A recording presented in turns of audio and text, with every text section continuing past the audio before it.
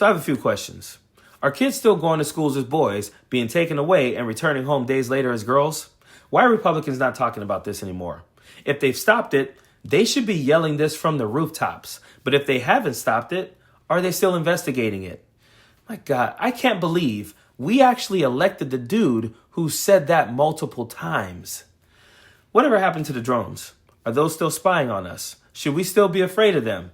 Is it China? Is it Russia? Is it the American government? Have Republicans solved this yet? Are Haitians still eating cats and dogs? Remember when Donald Trump told the crowd on Univision that he'd be going to Springfield, Ohio to check on this?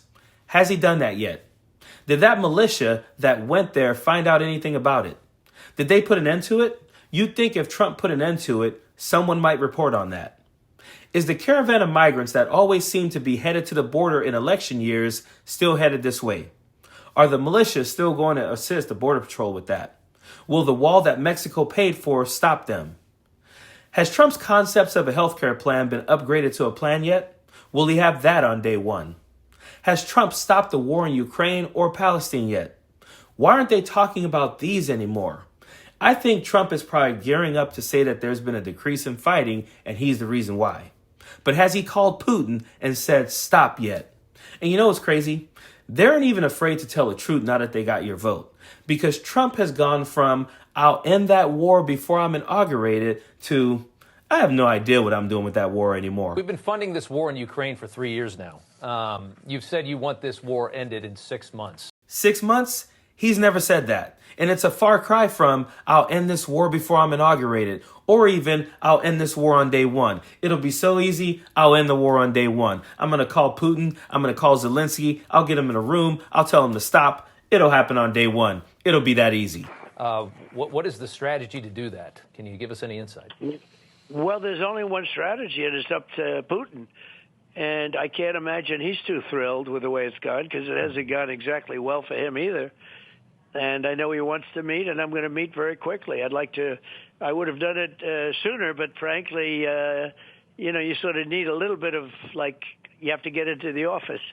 It's some of the things you do have to be there. So you guys realize he probably tried to call Putin and Putin didn't take his call because Putin does respect him the way he talks about Putin respecting him. And it's crazy that he just realized, some of the things in order to do them, you have to actually be president. So, I would have done it, but hey, you got to be in the office to do it. Yeah, no shit. That's exactly what we were saying when you were out there saying, I'll end this war before Inauguration Day.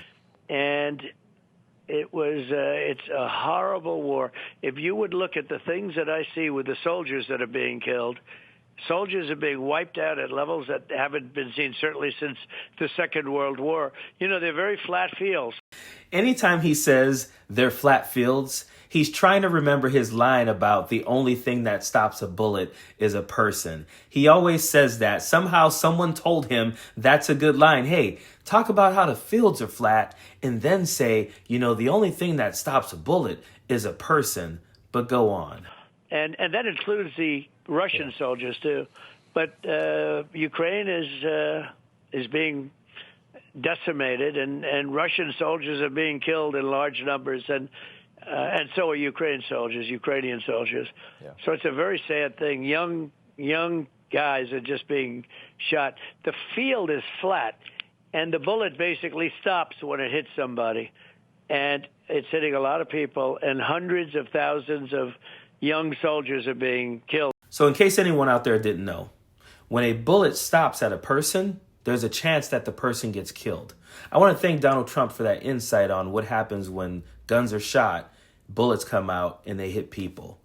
Appreciate it. And that doesn't even talk about the cities. The cities, they're literally knocked to the ground. It looks like every city looks like a demolition site. Yeah. When I demolish buildings, like in New York, I demolish a building. This is what it looks like. It's a big demolition site. Many of the cities are gone. They'll never be rebuilt, certainly never be rebuilt with those great golden domes and all the things that they had standing. Such history has been killed. And this is something that should have never happened. And imagine being this guy, Rob Schmidt. He's already on the Temu version of Fox News. And he's got to sit there and listen to Donald Trump do the weave, right? Because that's obviously what's going on here. He's going to weave back to the freaking point, right? At some point you would think so, but Rob Schmidt is just sitting there like, what have I done with my life? Like, it's pathetic. I'm already on Newsmax. Is this not torture enough that I have to deal with 2 minutes of this dude rambling about nothing? Yeah. This would never have happened. I would have gotten him into a room, Zelensky and Putin, we would have worked out a deal. Or even if you didn't work out a deal, it wouldn't have happened. This wouldn't have happened if no deal was worked out. And this was gross incompetence. That's the only reason this war has taken place. Yeah. Yeah. But we're going to do everything we can to get it stopped for both countries. So understand where we are now. Because during the campaign, Donald Trump was saying, this is going to be easy. I don't even know why Joe Biden hasn't ended this war yet. I'm going to do it on day one, maybe before Inauguration Day, but don't worry, it's going to be easy. I'll take care of it. And now he's saying, I have no idea what's going to happen with this war. It might take 6 months, but it's really up to Putin. Putin needs to decide what he wants to do with this war.